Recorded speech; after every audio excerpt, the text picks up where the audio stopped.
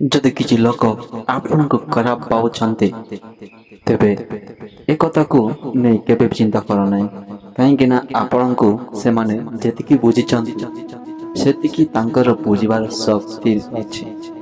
ବାରମ୍ବାର ଅପମାନ ହେବା ପରେ ବି ଯେ ମଣିଷ ଆମକୁ ଛାଡ଼ି ଚାଲି ଯାଇଥାଏ ଏହାର ମାନେ ନୁହେଁ ଯେ ସେ ନିର୍ଜଳ ଅଟେ। ବରଂ ସତ କଥା ତ ଏହା ଅଟେ ତା ଜୀବନରେ ଆପଣଙ୍କ ସ୍ଥାନ ତା ଇଜ୍ଜତ ଠାରୁ ବଡ଼। ଯିଏ ଏକୁଟିଆ କାନ୍ଦିକି ଚୁପ ହୋଇଯାଏ ନିଜ ଦୁଃଖ କଷ୍ଟକୁ ଲୁଚାଇବା ଶିଖି ଯାଇଥାଏ ସେହି ମଣିଷ ହିଁ ଏ ଦୁନିଆରେ ଅଧିକ ଶକ୍ତିଶାଳୀ ହୋଇଯାଏ। ଗୋଟିଏ କଥା ମନେ ରଖିବେ, ସବୁଠାରୁ ଅଧିକ ଅପମାନ ଆପଣଙ୍କର ଲୋକଙ୍କଠାରୁ ମିଳିଥାଏ।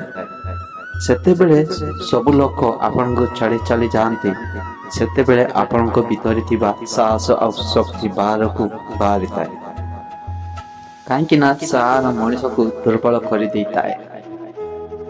ଆପଣଙ୍କ ବୟସ ଯେତେ ହେଉନା କାହିଁକି ପ୍ରତ୍ୟେକ ଦିନ ଜୀବନ ଆପଣଙ୍କୁ କିଛି ନା କିଛି ଶିକ୍ଷା ଦେଇଯାଏ। କିଛି ପାଇବାକୁ ଚେଷ୍ଟା କର, ନହେଲେ କିଛି ହରେଇ ଦିଅ, କିନ୍ତୁ ନିଜ ସ୍ୱାର୍ଥ ପାଇଁ କେବେ ବି କାହାର ବ୍ୟବହାର ନ କର। କାହାକୁ ବି ଏତେ ଅଧିକାର ଦିଅ ନାହିଁ ଯେ ସେ ତୁମର କଷ୍ଟର କାରଣ ସାଜିବ। କାହାକୁ ବି ଏତେ ସମୟ ଦିଅ ନାହିଁ ଯେ ସେ ତୁମକୁ ଅଣଦେଖା କରିବାକୁ ଲାଗିବ। ସମ୍ପର୍କ ଯଦି ଆପଣଙ୍କ ଠାରୁ ଜଡ଼ା ହୋଇଥାଏ ତେବେ ତାହା କେବେ ବି ଖୁସି ଦିଏ ନାହିଁ।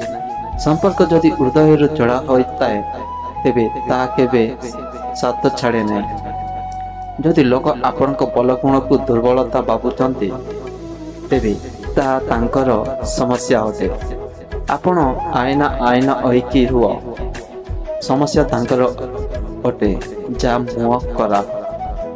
ଯେକୌଣସି ବି ବ୍ୟକ୍ତି ଆମର ଶତ୍ରୁ କିମ୍ବା ମିତ୍ର ହୋଇକି ବି ଏ ସଂସାରକୁ ଚାଲି ଆସିଥାଏ। ଆମ ବ୍ୟବହାର ଆଉ ଶବ୍ଦ ଲୋକଙ୍କୁ ଶତ୍ରୁ ଆଉ ମିତ୍ର ବନେଇଥାଏ। ଯଦି ନିଜ ଉପରେ ବିଶ୍ୱାସ ଆଉ ଈଶ୍ୱରଙ୍କ ଉପରେ ଅଛି ଭରସା ତେବେ ଯେତେ ସମସ୍ୟା ଆସୁନା କାହିଁକି ବାହାରି ଆସିଥାଏ କିଛି ନା କିଛି ଥାଏ। ଯଦି ତୁମ ପାଖରେ ତୁମ ବାପା ମା ଆଉ ପ୍ରିୟଜନ ତୁମ ସାଥିରେ ଅଛନ୍ତି ତେବେ ଏହି କଥା ବୁଝିଯାଅ କି ଏ ଜୀବନ ତୁମଠାରୁ କିଛି ବି ଛଡ଼େଇ ନେଇ ନାହିଁ। ଲୋକ ଚାହୁଁଛନ୍ତି କି ଆପଣ ଭଲରେ ରୁହ, କିନ୍ତୁ ସେତେବେଳେ କେବେ ଏହା ଚାହାନ୍ତି ନାହିଁ ଯେ ଆପଣ ତାଙ୍କଠାରୁ ଅଧିକ ଭଲରେ ରୁହ। ଜୀବନରେ ଯିଏ ଧୈର୍ଯ୍ୟର ସହ ଅପେକ୍ଷା କରିବା ଜାଣିଥାଏ ତା ପାଖକୁ ସବୁ ଜିନିଷ କୌଣସି ନା କୌଣସି ବାଟରେ ହିଁ ପହଞ୍ଚିଥାଏ। ଯଦି କିଛି ନୂଆ କରିବା ପାଇଁ ଚାହୁଁଛନ୍ତି ତେବେ କେବେ ବି ଭୟ କର ନାହିଁ କି ଏହା ଚିନ୍ତା କର ନାହିଁ ଯେ ହାରିଯିବେ ବୋଲି।